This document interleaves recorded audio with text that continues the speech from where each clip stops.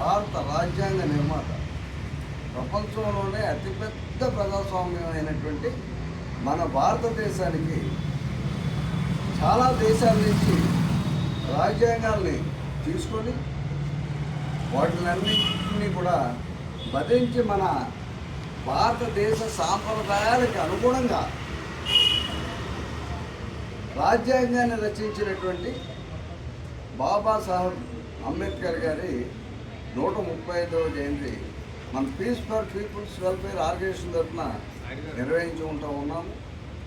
మరి నిజంగా జ్యోతిబా పూలే వెనకబడినటువంటి వర్గాల కోసం పోరాటం చేశారు.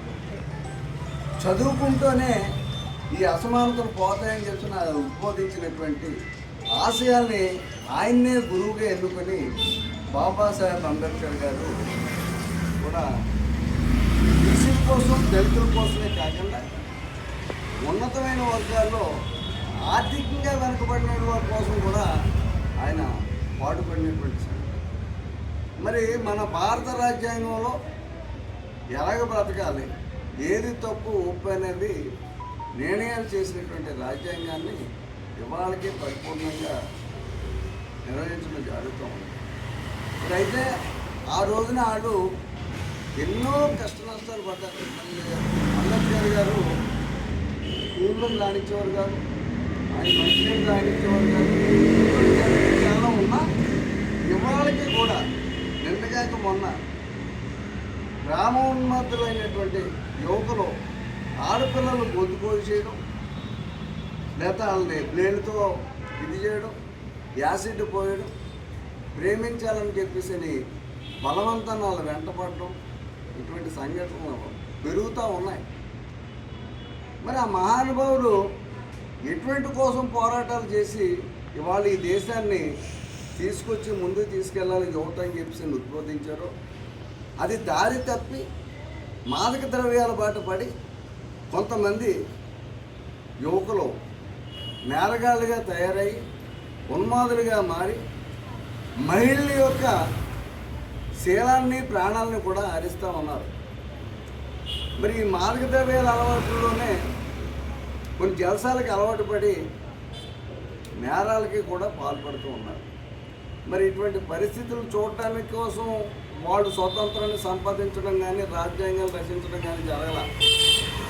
ఎంతో ఉన్నతమైన బతుకులు బతకాలని, బానిసత్వం నుంచి బయటపడి చదువుకుంటేనే గౌరవం ఉంటుందని అందరికీ ఉద్బోధించి అందరినీ తయారు చేసినటువంటి వ్యక్తులు. మరి ఆ మహానుభావుల ఆశయాలు కానీ, వాళ్ళు త్యాగాలకు కానీ మనం రుణం తీర్చుకోవాలంటే ఇవాళ మనం కూడా మంచి ప్రవర్తనతో మన దేశానికి కానీ, మన కుటుంబానికి కానీ ఉన్నతమైన స్థితి కలిగేటట్టు, గౌరవం కలిగేటట్టు ప్రవర్తించాలని, మరి పిల్లల ఎడల తల్లిదండ్రులు జాగరూకత వహించి ఉదయం వెళ్ళేటప్పుడు ఏ పరిస్థితిలో ఉన్నారు, సాయంత్రం ఇంటికి వచ్చేటప్పుడు ఏ పరిస్థితిలో ఉన్నారు అన్నది గమనించి మొట్టమొదటిలోనే వాళ్ళకు ఉన్నటువంటి ఏ అలవాట్లు అయితే ఉన్నాయో ఆ అలవాట్లని ఉంచినట్లయితే ఇటువంటి నేరాలు జరగవని చెప్పేసి తెలియజేసుకుంటూ, మరి మన peace for peoples welfare organisation తరఫున అంబేద్కర్ గారి గురించి పుట్టిన దగ్గర నుంచి ఆయన మరణించేంత వరకు